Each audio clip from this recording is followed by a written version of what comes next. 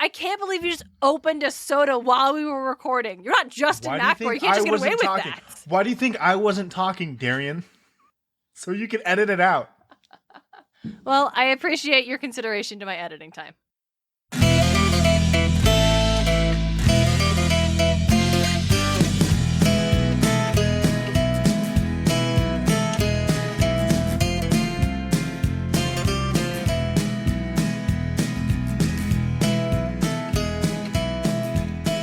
Hello, mortals, monsters, and myth lovers alike. You're listening to Podcast of Poseidon, where we explore how ancient myths become modern pop culture by reading Rick Riordan's Percy Jackson and the Olympians. This is Chapter 22, Charybdis and Scylla. I'm your co-host on loan from the Hunters of Artemis, Darien Smartt. Joining me is my co-host and brother, hailing from Sicily, DJ. How's everybody doing today? Sicily, if you don't know, is an area in Italy. I think it's that pizza, right? I think you're thinking of Naples. Hold on, give me a second, guys. No, it is. It's the pizza slice that he's kicking. The boot is kicking. That's Sicily. Oh, that's what you meant. I thought you said it's the pizza, and I'm like, no, it's the pizza slice that the boot is kicking. Okay, all right, I misunderstood. Well, I can't recover from that, so let's just go ahead and go to the camp store real quick. Hey, DJ. What's up? So on this very podcast, we have demonstrated that you clearly remember our 2009 family vacation to Walt Disney World in Orlando, Florida, better than I do. Yeah, I remember that. So, and we also specifically talked about how you remembered our Epcot leg of the trip and how you were in our Poseidon episode, pointed out that, no, we did go to Nemo and the Living Seas. We did do that. Now, correct me if I'm wrong, but we did not go into the Space big Mountain because it was fucking closed. Yeah, we didn't do that. No, that was at Magic Kingdom. We're talking about Epcot. Davis, sorry, stay on target. Look, it's been what, 12 years now, and I'm still mad about that. That's fair. Anyway. Space Mountain is incredible. Anyway, but we did not go into the Epcot ball, right? Nope. No. Oh no, we did. Yeah, we did. We went to the Epcot ball. What's inside of it? It was, at that time, Inventions of the Future or something like that. Oh, God, did we? Yes. Okay, but it's a ride. We didn't go on the ride. Yes, we did. It was like a sit-down ride that they take you through, and there's a whole bunch of fucking shit around you. Wait, did we ride Spaceship Earth? Yeah, probably. Huh. Okay. Also remember like a Mars ride that we did that was really cool that had like G-forces and shit. Yeah, Mission Space. That was not. I know. Mission Space was not in the ball. Mission Space was in another part. Ball. It was another part of Epcot. But we went We went in the ball and we rode that ride because I remember that ride. I was stoked about that ride. That's what got me kind of really into technology. Jesus, well, that ruins my entire bit. 9-year-old Davis remembered better than what? 13, 14-year-old Darien? Well, I was going to say, well, we never got to write it, but there's a great new podcast you can listen to, and their very first episode talks all about it. But apparently, we did write that. I don't remember it at all. So I definitely have to. I wrote it. I don't know if you did. Maybe I didn't. Maybe I went somewhere else. I think you were hanging out with Mom and somebody else, and I went with Dad and somebody else. Oh, shit. Oh, my God. Oh. I think that's why okay, redemption. I think that's why we have a little bit different thing. And I went to Nemo with Mom and Jared. And you and I think Johnny were not interested in that. So you went to do something else with Dad. Oh my God, that makes me feel so much better. So I didn't forget the trip. We just literally had different experiences at the damn park. So if you're like me and you never rode Spaceship Earth, or you're like DJ and you did ride Spaceship Earth, but it's been pretty long time, or if you just like theme parks, have we got the show for you? Heck yeah.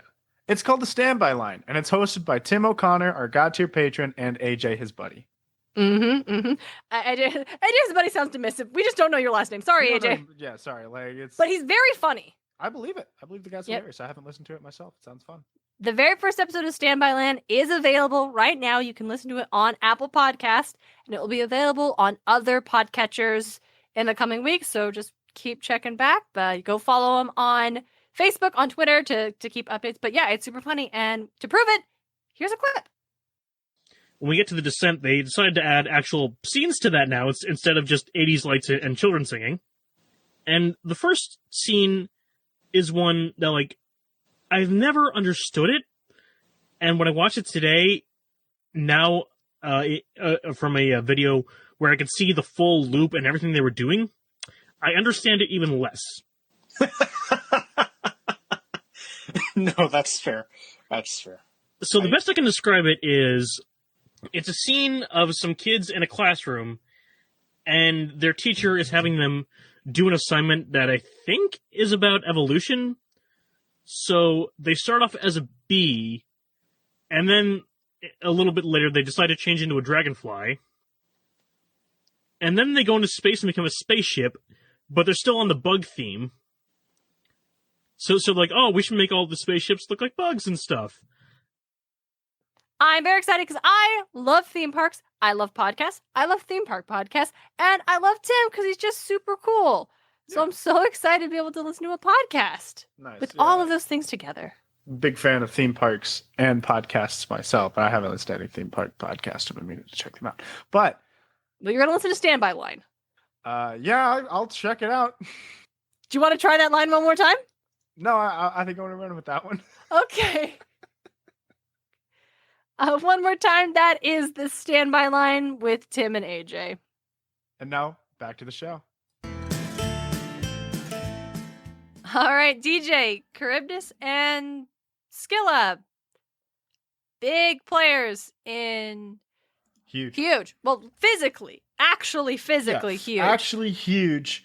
You don't hear much about Charybdis, honestly. I hear very little. I hear more about Scylla, but that's also because she's in Smite. Yeah, you run in certain crowds. Yeah.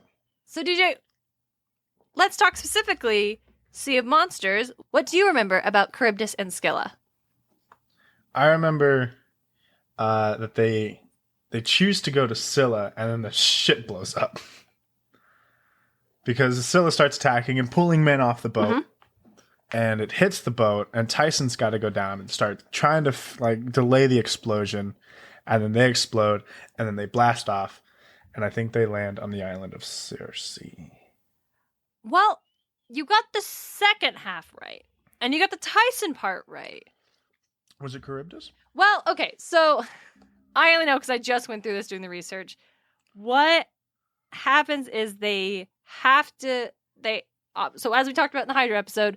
Monster Donut. Yep. Then Clarice shows up. And they get on Clarice's fucking Civil War Confederate Ironside ship. Whatever.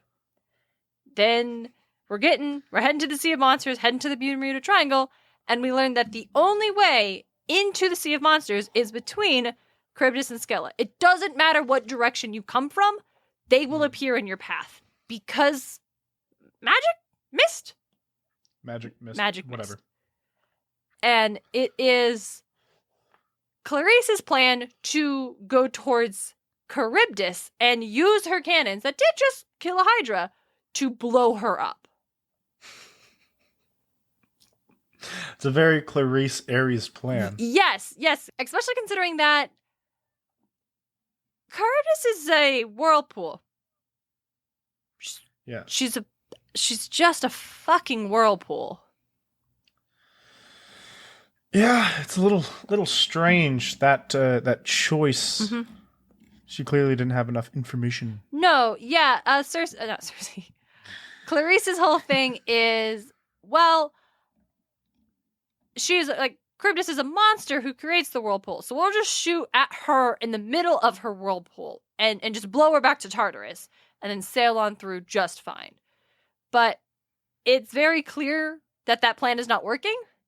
And so then they start to try to pull the boat back, but the ship's not designed for that pressure. So that's when Tyson goes underneath. But then they sail too close to Scylla, which is when she starts pulling people off the boat and the boat explodes. So they just get the two. So they still had to deal with both of them. And it didn't end well for... Well, I mean, it actually does end well for Percy and Annabeth, and mostly Tyson, who gets to just hang out with his hippocampy friend for most of the story. Hang out with Rainbow for a long time until they just show back up on Polyphemus' Island. Yeah, they get to skip all of the the Circe stuff, all of the siren stuff, like all of that stuff that they have to deal with. They just get to skip to the end of the adventure. So they've just been having a fun, I'd like to think, fun, just vibing, fun tropical cruise. Because Tyson is a Cyclops, so monsters aren't going to bother him. Yep. And he's a son of Poseidon. So he's fine out there.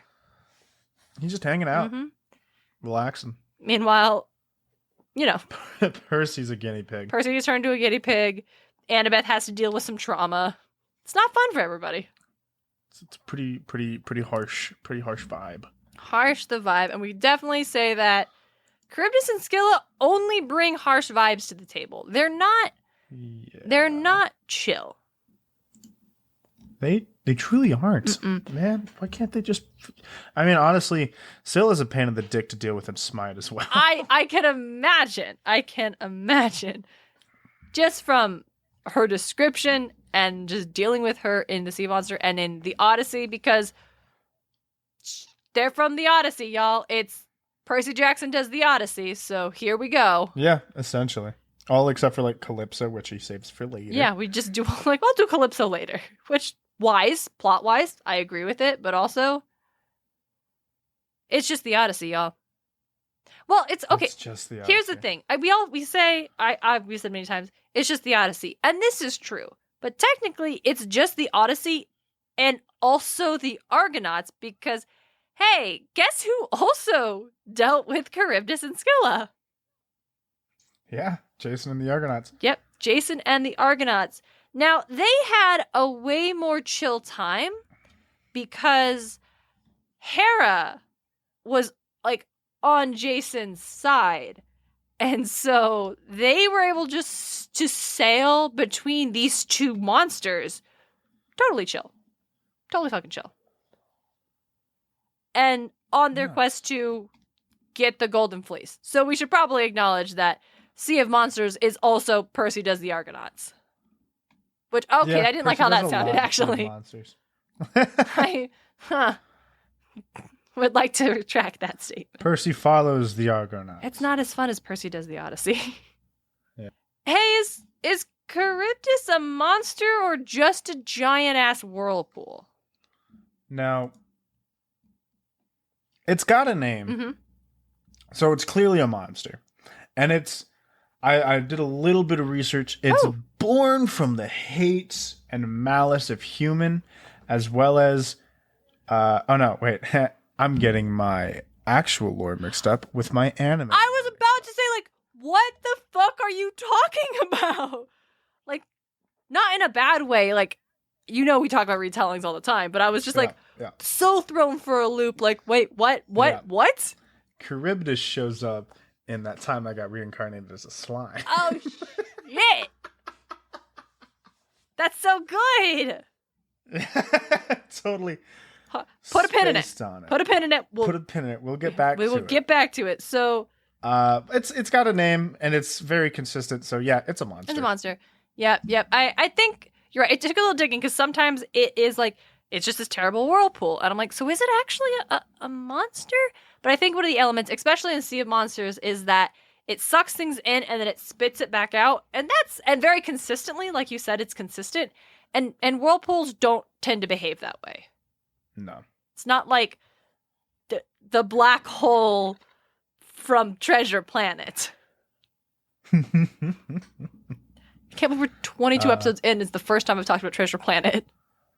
It hasn't come up. It hasn't come up. It really should. It's my favorite. This is the first time that they're doing sailing. So, like, Treasure Planet, of course. It's obviously. So, Charybdis is a monster, and like monsters, they've got origin stories, which I love. I love that this stuff is so old and was around for so long that eventually what was probably just a monster eventually gets origin stories. Like, eventually, that obscure character from that Batman comic 20 years ago is going to get a fleshed out fucking origin story because some new writer got their hands on it. And I love it. Nice. I love that about human storytelling. It's very good. It's always very good when that happens. Just a good time. So, in Sea of Monsters, Clarice describes Charybdis and Scylla as sisters, which is a fascinating choice on Rick Riordan's part, because that's not really an element from either of their mythologies. Like, that's a Yeah. very small, like, kind of one-off. Maybe they were sisters, but they both have, like, pretty big histories that are separate from one another. Uh-huh. So, Charybdis is the elder of these two monsters and was said to be the daughter of two primordial deities, Pontus, the sea, and Gaia, earth. Yep. As such, she is just a basically primordial ethereal force, basically the embodiment of a whirlpool and the devastation it can cause, which makes sense because very likely the original inspiration for the Charybdis myth was actual fucking monster whirlpools that Greek sailors had to deal with. Imagine just not having a big ass ship that can sail right through a whirlpool. I can't imagine I would be happy to see a whirlpool even if I wasn't a big ass ship. True. Yeah. They're scary. Like, whirlpools are fucking... Nature is water is scary. Nature is horrifying. Nature's like, horrible. 100%. It is not like natural disasters. We cannot prep for properly. No, we can prep to run. We will absolutely get destroyed if this world decides it's tired of us. Have you ever seen lava in person? I can imagine it's horrifying. Visiting mom when she was living in Hawaii years ago, we went up to the volcano on the Big Island. That is active. That's an active fucking volcano. We went up there, and while we were up there, the sun went down, and we were able to go up on this like observation deck where you can see into the crater, and you can see lava just leaping into the air. Just absolute Holy fucking... shit. That sounds dope. And yeah, no, it's Horrifying. really cool. And it's glowing. Like, it's so hot and it's so bright that it looks like a sunrise. When you look at it, when you're not near the lava and if you're like down lower and you look up where it's at, it looks like it's bright. And so, yeah, absolutely. Of course, people living in the area would see that and be like, that's a goddess. That's a fucking powerful goddess. Don't fuck with her. Yeah. And that's what nature Pele. is. Careful. Careful, Pele mad. Yeah, no. Do not disrespect the goddess. Yeah, she will. Lava eventually turns into land, and that's all great and stuff, but like, fuck. Not to be trifled with. Not what this episode is about, but Not what this episode nature is scary. Nature is horrifying. Mm-hmm. So then we have Scylla, who, well, okay, so I should finish up with Charybdis. So yes, so Charybdis is like considered to be a minor goddess of the tides, but I'm pretty sure if you told her that to her face, her mouth, She would hit you for calling her a goddess. and then she would eat you. Yeah. Because, she would, as according to myth, thrice each day draw in and push out gigantic sums of water. So obviously if you got drawn in, you're going to get destroyed in the waves. And if you're nearby when she pushes out that water, you'll get destroyed by the tidal wave she's just created. So By the fucking tsunami that she has just created. there's no good at being around It's bad. Scylla. Now, we also have... Okay, so then we have Scylla, who these two obviously are told together, paired together, because they are in myth, and they're supposedly right next to each other in these stories, so that's why they get to be together. It'd be weird to do an episode about one and not the other. That just doesn't feel right. Yeah. It'd be like doing an episode about just Waldorf and not Statler. Like, these Muppets belong together. I have no idea who those They're Muppets are. the grumpy old man Muppets in the gallery. Yeah, I love them. Best. Best Muppets. Absolutely ripping into the Muppets. It's hilarious. Always. Constantly. Oh, they're the grumpy old men. So it was said that sometimes Scylla was the daughter of Charybdis, but more commonly she was said to be the daughter of Phorcys, who was an early sea god, and his wife Cato, who were actually parents of a lot of monsters, including the Gorgon and the Grey Sisters. So, pretty common monstrous backstory. Scylla's in good company here. Nice. But here's what's interesting is that later Greek and Roman writers really, really, really like to take these monsters and give them tragic backstories of beautiful women turned into these horrible beings. Of course. Yep. So despite the oldest traditions saying that they were like both born monsters, those earliest traditions also always referred to them as she. They were identified as female monsters. So for Charybdis, her tragic backstory TM retrofit is that she was the daughter of Poseidon. And as like this minor ocean goddess, she flooded the land to expand Poseidon's realm, which pissed off Zeus, who, angry that she had stolen land from him, basically, captured her, chained her to the bottom of the ocean, and transformed her into a hideous monster with an insatiable appetite to just consume. Of course. Why wouldn't that be the why wouldn't that be the case? Yep. In some myths, Charybdis was a woman who stole oxen from Heracles, and in punishment, Zeus struck her with a lightning bolt, turning her into a monster, and that's where the ferocious appetite ties in. But yeah. So if we go with that first one, that's Percy's half sister. It is. It is Percy's half sister. Is that monster? Yep. Down at the depths. Now, Scylla's tragic backstory TM comes from Ovid's Metamorphosis, where you could say that, was Zeus over the top with his punishment for Charybdis? Absolutely. But she still, was responsible for what went down. Yeah, she was taking land. Yeah, she was, Poseidon maybe could have done more to help his kid, but very hands-off dad, as we know. Yes. Scylla's not so much. So, basically, sometimes she's identified as, the daughter of King Nisus, who fell in love with Minos and then betrayed her kingdom. But that Scylla usually ends up getting turned into an eagle at the end of her myth, so it's probably a different person. Yeah. The Scylla of the monster of the Odyssey story is likely, in Metamorphosis was a sea nymph. According to Edith Hamilton's mythology, Scylla was a beautiful water nymph who a minor ocean god, minor sea god Glaucus falls in love with Scylla, who is a water nymph. Glaucus is basically your generic mer-dude, half man, half fishtail at the bottom.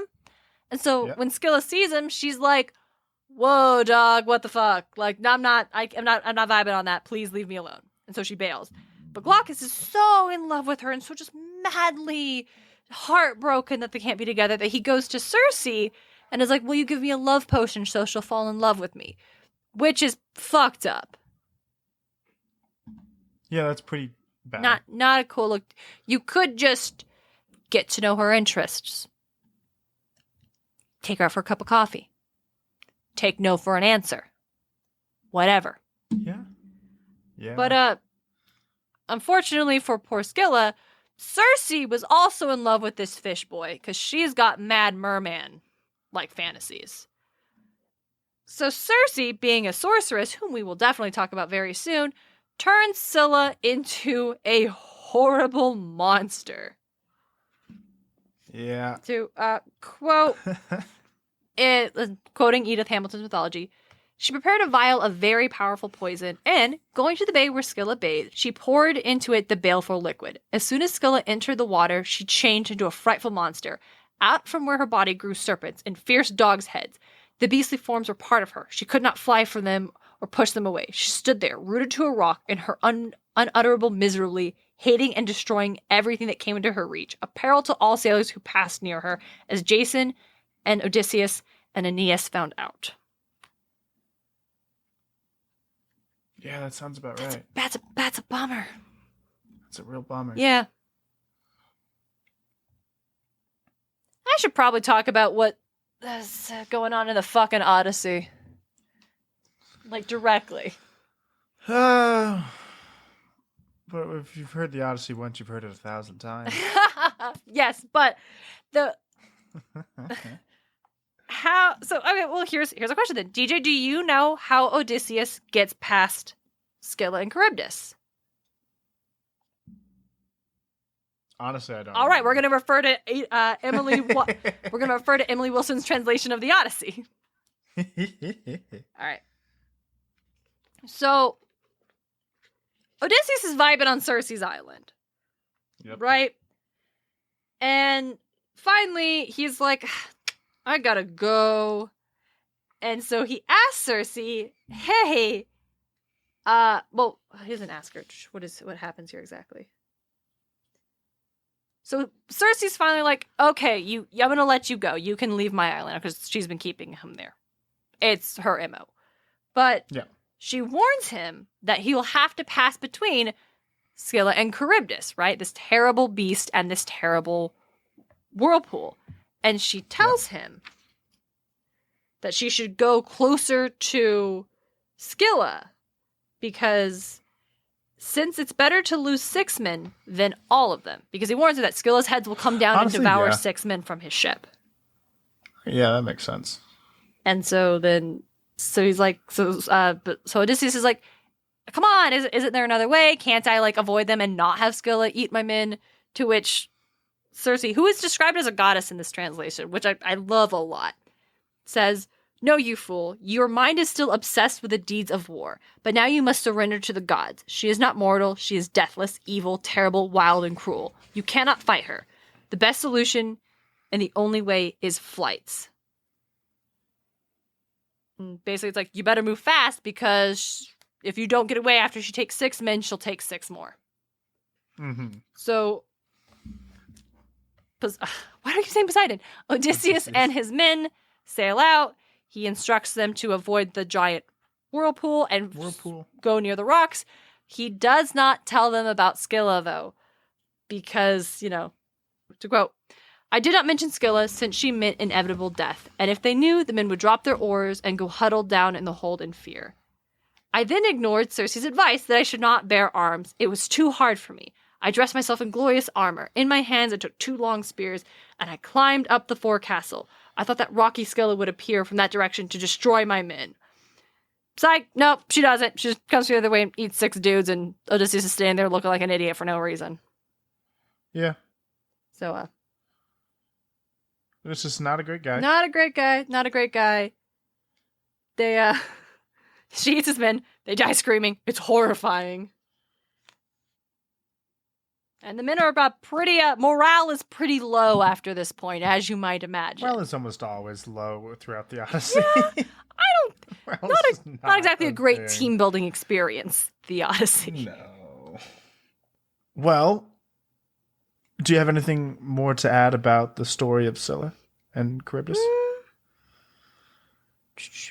No, that mostly covers the myths of them. They eventually, early on in the myth, they were just like generic, oh, they're out in the ocean somewhere. But in time, they became like very centralized to the Strait of Messina, which, is Italian channel in the Mediterranean Sea separating Sicily and Italy. So, Davis, how convenient. It's like right near where you've been. Wild. I've been through it a couple of times. Good for you. How do you get through? Flight. I fly. You just fly in a plane or on Daedalus's wax wings. It's just a plane. This is the 21st century. Like, I'm going to run the risk of taking a ferry through the Strait of Messina. Yeah. No thanks. Yeah, that's tight. That's all I got. I'm going to talk about Scylla and Smartt real quick. Please do. No, please do. Yes, let's get to some pop culture stuff. Here. I'm going to go ahead and send you a picture of... I've pressed the wrong button. Go ahead and take a look at this. Is how they've decided to portray Scylla in Smite. Wow, that's a choice. It's a choice. It is 100% a choice. Does she have it's legs? not a choice that I super agree with. No. So what's below her, as that myth read, where the monsters grew out of her body, are those dogs. Oh, like those are the serpent snake dogs. Oh, I don't like so they just snogs. They're just Don't like the snogs. they're just under the ground, and like when she walks, you could hear her footsteps. But then when you jump, it's just like the fucking tendrils coming out of her body. That's horrifying. It's horrifying. She's a pain in the ass to deal with because she does so much fucking damage. She can like take a tank down to a quarter of his health. Wow. With like one cycle of her abilities. It's annoying as fuck. I should describe for our listeners what she looks inside. So this image Davis had sent me is of a small child, looks around 8 years old, dressed like some sort of kind of warrior princess vibe, but very like she's an 8-year-old, so it's not like, we're not looking at like any sort of Xena red Soja thing. But surrounding her are these snogs, these snake dogs, these serpent wolves that you can't see her feet, but as DJ has just explained, these are she has no legs, these are her legs.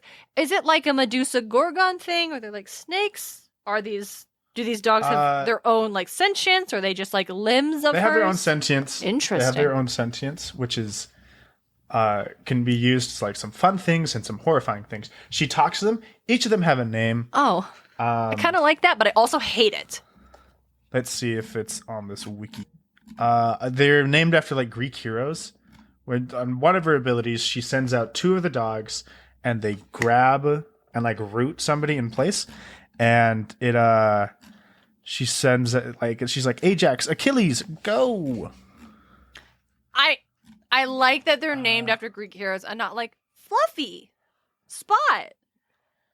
It's actually there's a skin that does that. Oh, okay. It's called Child's Play. She's just a small child in like a nightgown, right? A nightgown. And her snake dogs are now all stuffed animals. Oh God, that's right. She's got a lion one. She's got. Hold on, let me pull it up. The names of the dogs, or the names of the plushies, are Fitz Fluffy Bottoms, Mrs. Squiggles, Sir Pouncelot, and Crockaboo. I kind of like Crockaboo. I love Crockaboo. I'm feeling Crockaboo. She's got a little red skin too, which I actually really liked a lot. Oh, I think I've seen that one. I think you showed me that one. That one's really cool. It's not showing me the names of her dogs, which is a little rough. Yeah, all I can remember is Ajax and Achilles. But yeah, as I was reading her lore that they have attached, which is pretty cool. Tell me. It's I'll just start at the top. Ancient poems warn of a narrow channel of water so treacherous that death touches all who approach. Sailors must choose to risk their ship traveling across the monstrous whirlpool Charybdis, or instead hug the rocky shoals where dwells a creature some say is made from the nightmares of all men. Scylla, they call her, horror of the sea. No ship that dares sail in her waters goes unscathed. Those that cling to survival whisper panicked tales of enormous black tentacles tipped with slavering hound heads, ravaging whole ships to splinters with pitiless precision. Though it's her laughter, they say, that's most horrible. Childlike, delighting in blood-soaked murder as men are dragged into the dark abyss. Poets have tried to romanticize this beast to provide some humanity to her monstrosity. They write she was once a beautiful naiad, wronged by a jealous priestess and transformed. Yet the old poems say she was born this way, beget by gods, full of jealousy and loathing, dropped into the sea to terrorize mankind. Hey, that's accurate. Yeah, right? Would that she had remained in the sea, but the nightmare has come ashore. Dragged by dog-headed tentacles, she roams our streets, plucks us from our beds, and fills the night with disturbing laughter. Oh my God. Scylla has come, and not even gods can help us. That's cool. I always love the lore that they put down for the gods in the game. Yeah. It's always a good time. I appreciate that they acknowledge that, like, oh, here's like, you know, what poets did. But if you look back, if you check the receipts, yeah. It's cool. yeah, that ending is terrifying. Holy fuck, that ending is that's horrifying. dark. Yeah. They always add like a fun twist as to why they're here, why they're on the battleground. Is she just there for fucking funsies? She's there to terrorize. Oh yeah, okay. So for funsies. She's the horror of the deep. Yeah. Seriously, okay. Except she doesn't actually come from the deep ocean. She hangs out on a rock. Yeah. But yeah, no, she's a pain in the dick. Yep. She's got a big old massive damage ult, and if she kills someone with it, it comes back and she gets to use it again. Oh, that sucks. That's kick-ass, but oh, that sucks. You just reminded me that she's like, oh, the horror of the deep. Just like how Charybdis was probably like born of, like, legends of Charybdis were born of actual whirlpools. Scylla was probably born of like a reef or like a rock outcropping, like jagged rocks, because those like a reef and those things could tear apart ships, just brutally tear apart ships if you weren't careful. Like feeling like it comes out of nowhere all of a sudden. So yeah, the ocean is scary. Ocean is horrifying, but I love it. You're a Pisces, you would. Yeah, you're an Aquarius. Like what? I'm an air sign, okay? Water bearer, as in I use it as a resource, but I'm an air sign, so I know what it's good for, and we don't enter it. Anyway, let's talk about other sea monsters. Yes, yeah. I think that could be fun. Try as I might, it was exceedingly difficult to find as like iconic as Charybdis and Scylla are as beasts from the Odyssey. They really don't appear a lot in pop culture as like prominent figures. Again, the only one I can think of is they show up. Is Charybdis shows up in That Time I Got Reincarnated as a Slime. Please tell us about that. I really want to hear more about that. It shows up and it embodies this guy who wants to kill a demon because the demon had like humiliated him. And so he's using the anger from Charybdis into the power. And so it's just causing devastation on its way to do this. And currently the demon's just kind of hanging out with the main character, the slime, Rimuru. The demon's a small child girl who's just kind of vibing and enjoys the luxuries that like Rimuru has brought to this land because Rimuru has, you know, knowledge of our world. So he's bringing like refined sugars and and this is the slime plumbing friend. and just yeah. And so she's just like hanging out. It's like, no, this is great, dude. We're best friends, just hanging out with him. And she again bodies Charybdis. And then the slime absorbs Charybdis. Oh, right, that's a thing. That's a thing he can do. People like to argue that it's not broken. It is. That sounds. If you are out there arguing that the predator that the slime has is not broken, I want you to know you are wrong. It sounds 100% broken. wrong. But yeah, it's a busted ability, and that's the only other time that I've seen Charybdis by name. In my research, the only times I could find very clear, like Scylla beyond Smite, was apparently she's been in Castlevania. I wouldn't doubt it. Yep, just I haven't played any Castlevania games. I've heard they're great, but I wouldn't doubt it. Yep, she's portrayed as, you know, having the torso of a woman, 3 dog heads protruding from her waist down, and several Monterey-like eels called Scylla worms instead of limbs. And I saw the picture, and it's terrifying. So well done, I Castlevania. believe it. Congratulations, Castlevania. What a bummer. I'm going to talk about my favorite sea monster, Godzilla. Hold on, I've got 2 more. Love Godzilla. Hold on, I've actually got 2 more. Okay. So, but like, that's a great transition because you literally read my mind. So in looking for retellings of Charybdis and Scylla, of all places, Arthur, the PBS show. Season 4, episode 6, 1999. DW is retelling the Odyssey in an episode called DW Tale Spins. Mhm. And just, it's the Odyssey, and so here is Scylla, who's portrayed as like the queen bee of the class, and she's like, you know, Muffy with 6 heads, whereas Charybdis is the face, is like her brother just pulling everything in. And that's a decision that they made. Yeah, that's a little weird one. Here's a weirder one, though. 1954. A musical called The Golden Apple by John Latouche. I assume that's how you pronounce it. It looks French. It retells Homeric epics, but set in the Edwardian era. Which What the fuck is the Edwardian era? it's the one after Victorian. So it's not the 1800s. You're now in the early 1900s. I just want to peep it. Yep, you're good. This shit looks goofy as fuck. Yeah, it does. Yeah, it does. It's not quite as steampunky as Victorian era, but Yeah, nobody wants to romanticize this era. I don't know. The current Shadowhunter series that's coming out is set in the Edwardian era. So when I finally getting around to preparing myself for the angst of that series and reading it, I'm sure I'll be all in. Angst. I believe that series got a lot of Oh, it's so much. And then here's what makes it really angsty though, is that Cassandra Clare jumps like POVs, which I love, but it means that every single character is going through angst and you just experience it with all of them.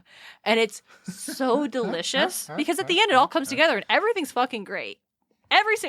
All of these books end exactly the way I want to. I'm never dissatisfied with an ending. The journey getting there really puts me through the ringer. So these days I just wait for the series to finish and then I binge read them all.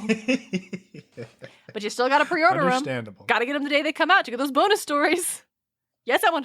You gotta. No, it's up. So Edwardian era, The Golden Apple, Act 2, Scene 5, Scylla and Charybdis are portrayed as shrewd businessmen representing the pitfalls of the capitalistic society.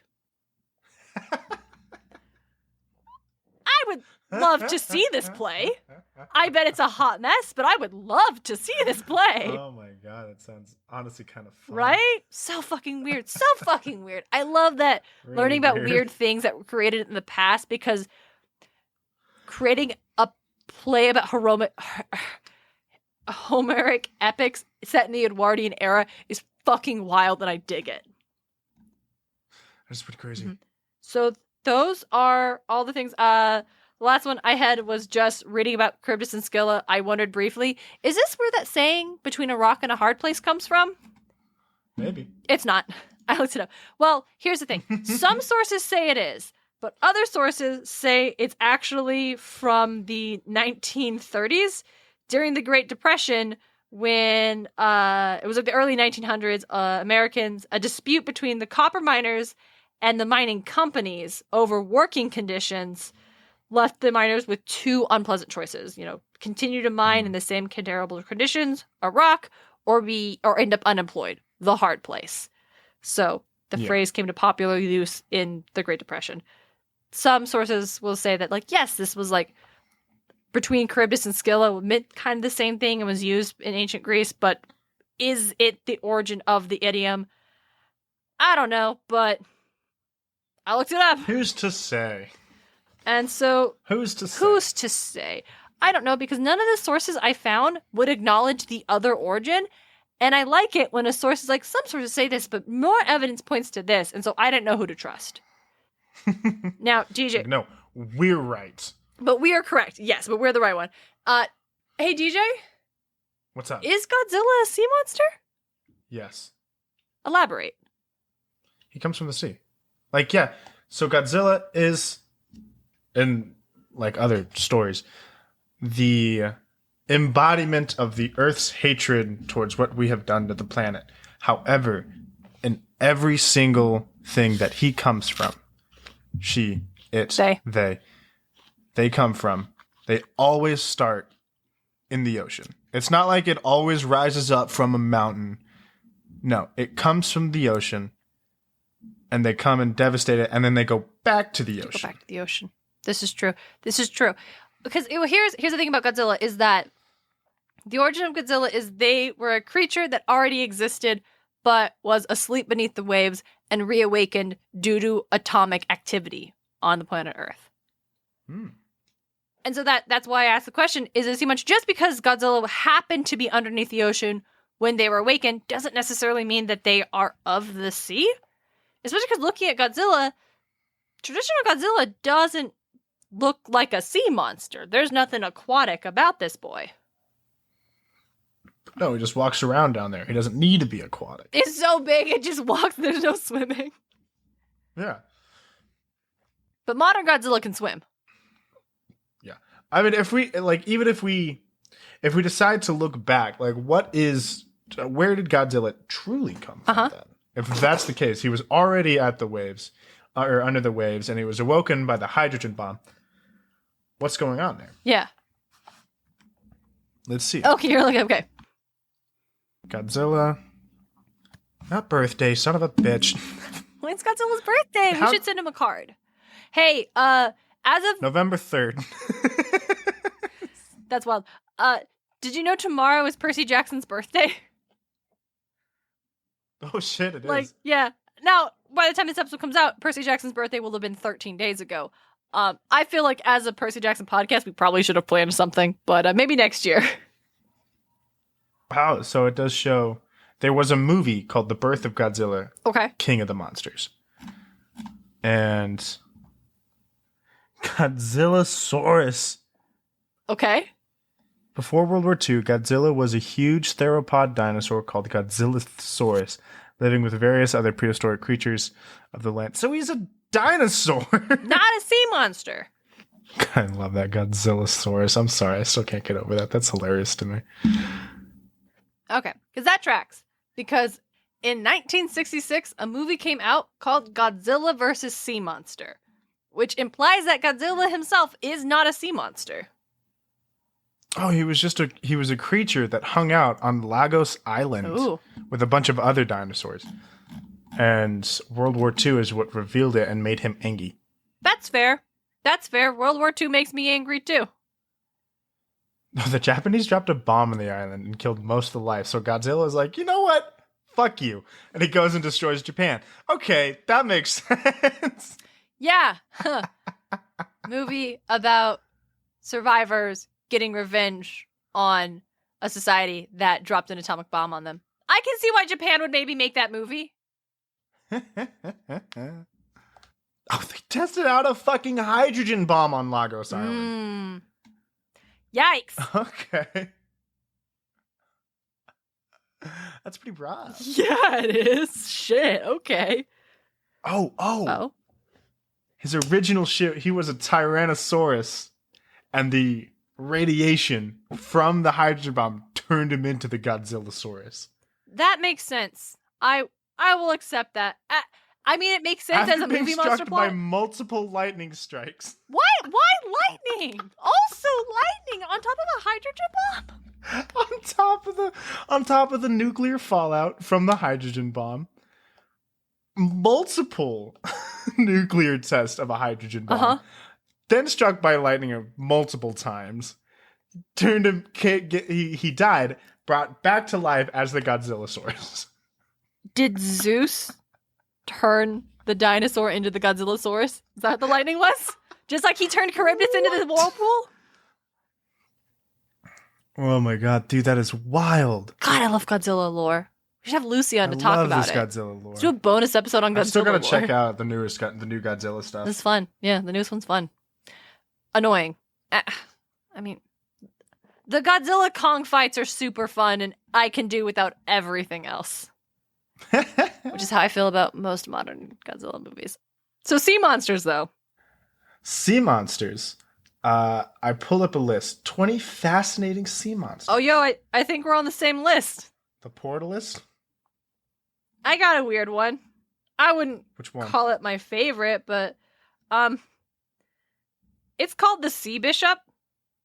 Yeah, I just passed that. Yeah. The Sea Bishop. Okay, I'm just going to read the direct quote. We will link to this article in the show notes, y'all.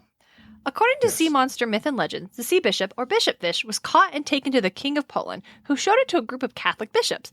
When the bishops released the creature, it made the sign of the cross before disappearing back into the waves. The bishop fist is and here's where we describe what it looks like, and I feel like this paragraph should have come first. The bishop fish is a type of fish that looks like a man, specifically like a Catholic bishop. Whilst other variations include the sea monk, a fish that looks like a monk. Later experts came to the conclusion that the sea monk was probably an angle shark, a type of shark known to look as a monkfish. And it appeared in various volumes It's been associated with the imagery of the half-human, half-fish sages known as Akualu in ancient Mesopotamian mythology. I mean, it's a weird fucking fish. Weird fucking fish! Bishop fish. Bishop fish is a weird fish. Another reason to stay out of the water. Yeah. I liked the Leviathan. Fuck, I love the Leviathan. God, I just like... Book of Revelations Leviathan. Yeah, I am just going to go ahead and do the same thing you did and just give this direct quote of the first, do it. Right? Of just the first paragraph.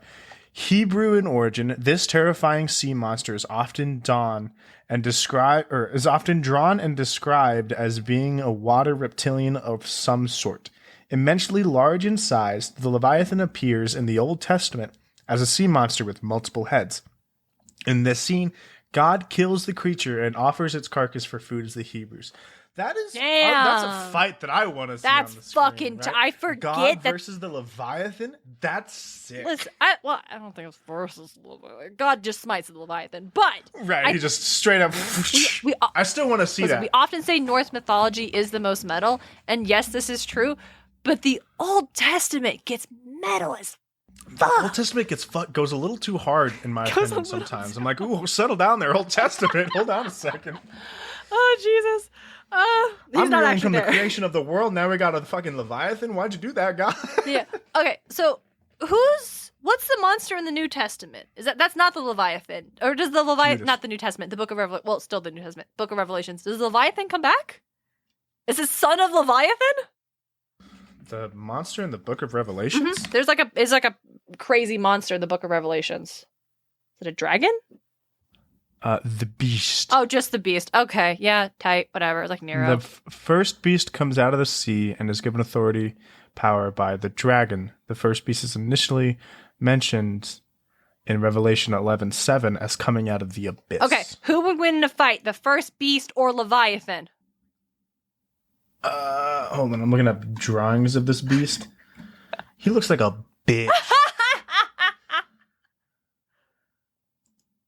So Leviathan. First of all, he was given his power by somebody else. Leviathan was born with his power. True. So also, it's like Leviathan's a sorcerer versus a way warlock. cooler name than the beast. Are you kidding me? It's got that V in it, and then the th sound with the V. Like, that's a bold move, and it works on me. Leviathan, dude. Mm-hmm. Ooh, that's a sick name. God, I love names that sound good to say. That Leviathan. Fuck yeah, you are.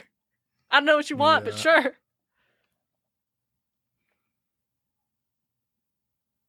I'm just looking at like how they described the beast. But like again, these images, it's just like this weird multi-headed lion thing. I'm not the biggest fan of its design. Let's critique biblical design. Yeah. I have some questions for St. Peter. So this list has the lion turtle from Avatar on there. I saw that. That's an interesting one. I guess like it also has Gyarados on here. Let's be real here. Here's the thing, and yes, this list is fascinating. Go check it out. We're not going to talk about everyone on this list, but it's got some great food for thought. Because Gyarados, yes, sea monster, absolutely sea monster. Lion turtle though, I don't. A lion turtle is a sea. Is it the sea? It's technically a monster. It's a beast, yes, but we could It's a call beast. all the creatures of. And it's a myth to like everybody. It is. Yes, I guess it is. Up until Aang comes, like we hear it been mentioned. Mm-hmm. Up until Aang comes across it, it's just a myth. Okay. So is interesting. Is that necessary to something being considered a sea monster? Does it need a myth? Absolutely not. The giant squid is a fucking sea monster. And now we're back to Darien's afraid of the ocean. Thank you. I am deathly afraid of giant squids. I'm most afraid of them when I'm in hotel pools. Couldn't tell you why. I'm in a hotel pool. Definitely think the giant squid's coming to get me.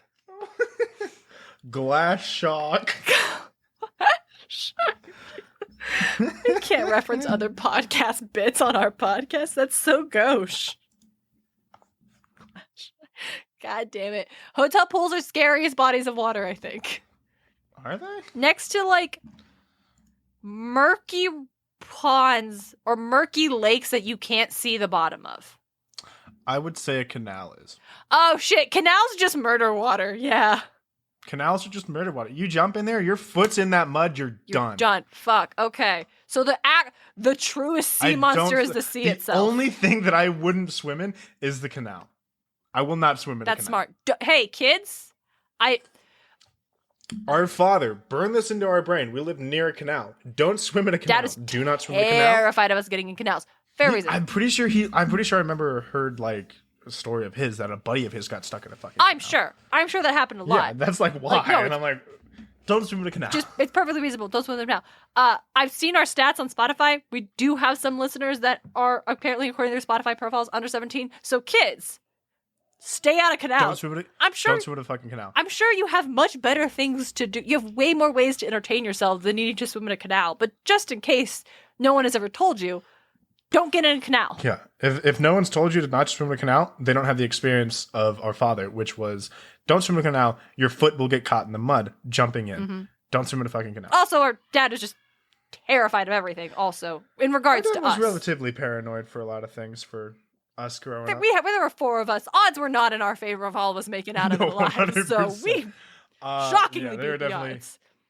Yeah. But we had some demigod odds up against us, and we managed to fight through. Wild. So the sea is the real monster. The sea is the sea is a monster. I will absolutely go and play in the sea, but the sea is a monster. Let's see. Wear your life jackets, kids. That's another Buckle the life jackets. Important. I know it doesn't feel cool, but you know what's less cool than life jackets? Dying. Drowning. Fucking dying. Yeah. Jormungandr. That's another fun sea monster. Yeah, do we want to get into like Love Jormungandr. other mythology? Because I know we've been talking about just general like folklore pop culture, but I'm down for like let's briefly touch on some other mythologies. We'll definitely Jormungandr's in Smite. Yeah, I'm sure it is. It's also in Magnus Chase and the Gods of Asgard, which we will get there, but let's talk about him right now. Fucking giant world serpent. Giant world serpent biting his tail. It's so love Jormungandr, dude. Holy shit. Fucking love it. Can we talk about Magnus Chase for just a hot second? Go ahead. I love, and this is so brief, I love that scene where they see Jormungandr in the water and just Magnus with dawning horror realizing the scale of this beast and like, oh, this is what as he I am has up it against. tied to a fucking fishing pole. Mm-hmm. Mm-hmm. He was fishing Jormungandr out of the water, and he's like, I fucked up. I fucked up. It's just what if he could have if Rick could have called it that chapter 100% would have just been called I fucked up. I fucked up. Or they're always in present tense, so I fuck up. Yeah. Yeah, it's just like that. Oh man. Like, okay, so it's like the opposite of Polyphemus, where I'm like, I don't believe the scale of you. Like, I don't understand how big you're supposed to be. I understand exactly how big Jormungandr's supposed to be, and it's terrifying. I understand it. I cannot comprehend it. A motherfucker is coiled thousands of times on the sea floor, not just wrapping around the world once. He is coiled hundreds or thousands of times on the sea floor. He is Stay out of the ocean. Massive. He is meant to kill Thor at the end of Ragnarok. Not a lot of shit could do that. Not a lot of shit that can do that. Ugh. Hey, when we're done with Percy Jackson, do you want to do Magnus Chase next?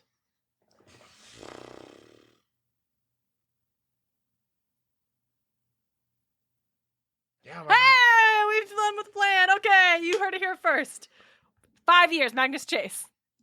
5 years. I mean, honestly, maybe less. It's not like it's taken us that long to get through this. We'll see. I like to. So every book is a year. In Star Trek Next Generation, Scotty once told Geordi that, well, when you're fixing the ship, you should always tell the captain it's going to take way longer than it needs to do, so we can do it in half the time. You look like a goddamn genius. And that's what I like to do. Always overestimate the timeline. That's fair. I've got one more on this list, but like this from like mythology, and I'm gonna butcher this creature's name. The Yumibozu, which is a Japanese sea monster. That I'm just looking at this image we have, which just is of like some sort of like, I don't know if it's a woodcut, it's some sort of like traditional Japanese art of like sailors and the ship being thrown around the ocean and just this massive black silhouette with just big eyes staring down at the sailor, and you can tell the sailor's more afraid of it than it is of the ocean waves chopping at its ship. Now, so the umibozu, which if I'm pronouncing that correctly, I apologize, super didn't prep. Feel free to tweet at us and tell me the right way to pronounce this, because I would love to be able just to drop this bad boy in conversation. So this is a giant, shadowy, humanoid-like monster. So it's basically just a massive, giant, like sleep paralysis demon, but in the water. Yeah, it's just standing up. It is just standing up in the water. It's not like it's swimming in the water. It is standing up in the middle of the Pacific. Standing, not swimming. Its arms are down, but not, shoulders are far enough that you can tell it's not like treading water. It's just standing there. Too fucking big. Yeah, and this real big, real massive. And this has got some iconic Japanese mythology surrounding this bad boy. When a Yumibozu appears, they will either immediately attack a ship and drown the entire crew, or ask for a barrel from the ship's supply as an offering. And if the crew complies and hands over the barrel, sometimes the Yumibozu will spare the ship. But only sometimes. Because the only way to actually ensure safe travel away from the sea monster is to give them a bottomless barrel, which will leave the creature confused. Because it's like, where is it? And then you can get away before it realizes it's been tricked. I don't know how you get away with a giant ocean sleep paralysis demon like this motherfucker right here, but who knows? Bottomless barrel. It's actually kind of interesting. I am currently in the midst of reading One Piece. Oh, you caved. Yeah, I caved. I live with Johnny. Of course I fucking caved. And I'm also just like a sucker for people wanting to talk about something. I do get that. Because I feel that. Yeah, I just want to talk about the things I love. 100 and so I've done it like with other friends, and so I'm like, yeah, all right, whatever. And so I've started reading it, and something like this fucking appeared. Oh shit! Well, yeah, it's Japanese story about pirates in the ocean. I would be shocked if you never saw this bad boy. 3 shadowy giants showed up. 3 of them. How'd you survive? 3 of them. Yeah. They just like disappeared. That's worse. Holy shit! I think there were 2 ships. There were 2 ships. One of them was destroyed, and then it was gone. And so like, I'm not far enough to where they have explained that. It just happened. Not a thing that they have explained. It has just happened, so that happened. Happens frequently. Oh, frequently. Wait, what? So no. They these things don't show up frequently, but stuff like just happen and then they don't explain it. That happens a lot. You and Johnny should do a One Piece podcast. Yeah, we'll probably talk about it. He says he listens to podcasts about One Piece that are like theory podcasts. What a fucking nerd! Holy shit! I don't blame him. What are you talking about? No, I mean, we do that. There's a lot to theorize. No. Like, but we do that too. I just like. Yeah.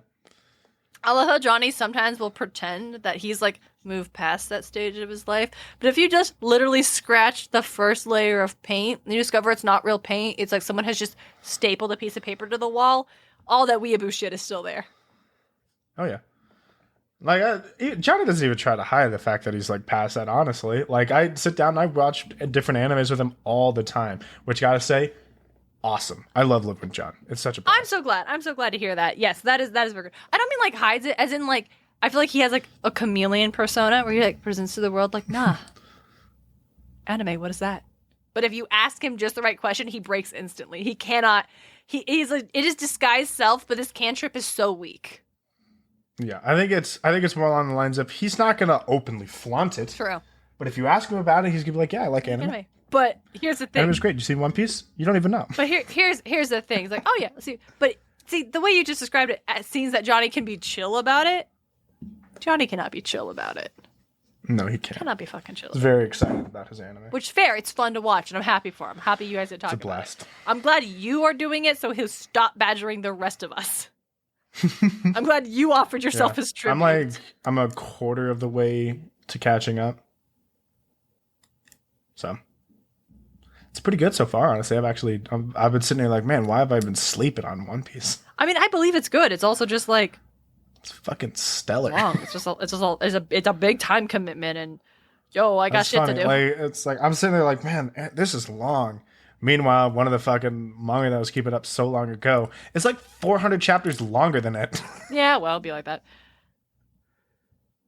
So we've been talking about One Piece for like a while. I think the episode's probably over. Episode's over. Do you have any other? Because I don't have any other sea monsters, honestly.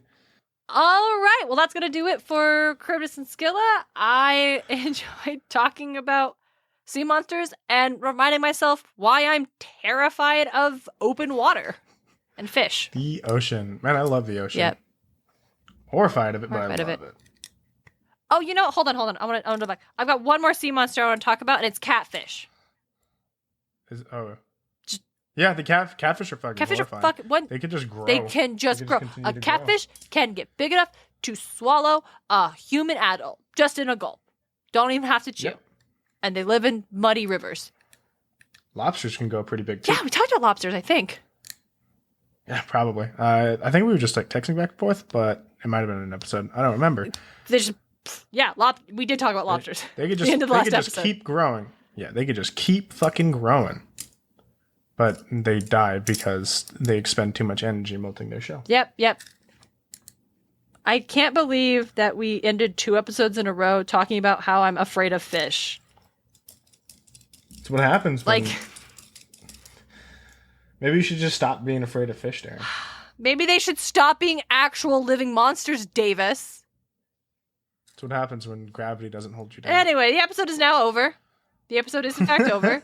Thank you all for listening. Thank you for spending your Thank you so time much. with And us. if there's one thing you should take away from this, it's don't swim in canals. Don't swim in canals. No, that's it. That's the biggest takeaway. We'd like to say don't swim in canals. Keep bottomless barrels on Don't tap. swim in canals. Fucking buckle your life jacket. Wear your life jackets. Come on. Buckle it. Just buckle it. You'll be fine. Yep. Sunscreen. Stay hydrated. All right. So Have a good day. And and have a good day. Thank you all so much for hanging out with us. Thank you for spending your time with us as we talk about we do appreciate it. mythology and then inevitably veer into our weird childhood bullshit. Like, thanks for hanging out. Come share. Yeah, Did it's your great. parents freak out about canals, or is this the first time you're hearing about it? Let us know on Twitter. Hit us up on Instagram. I'd love to just know if this was a universal experience or was it just us? I don't think it was. I'm pretty sure I know a couple of people who just swam in canals. That's insane. Okay, we have to end this episode before we literally get swept up like we're in a canal. So we will see you all back here again on Tuesday, September 14th. We'll be talking about that sorceress, goddess, witchy woman, Circe. Yep. And until next time, Don't be like Zeus. don't be like Zeus. Podcast of Poseidon is created and hosted by Darien and DJ Smartt. It's edited by Darien Smartt. The show is produced by Darien and DJ Smartt, as well as Tim O'Connor, the Crystal Con Man. Our music is Athens Festival by Martin Hain, and our cover art is by Audrey Miller. You can find her on Instagram at Bombshell Nutshell Art. Like the show? Ready for more? Support Podcast of Poseidon on Patreon. Just $1 gets you exclusive bonus content. Find out more at patreon.com/podcastofposeidon. Can't spare the drachmas? You can support the show by leaving a review on Apple Podcast or by sharing us with your friends. Find all of our episodes and episode transcripts at podcastofposeidon.com. Thanks for listening.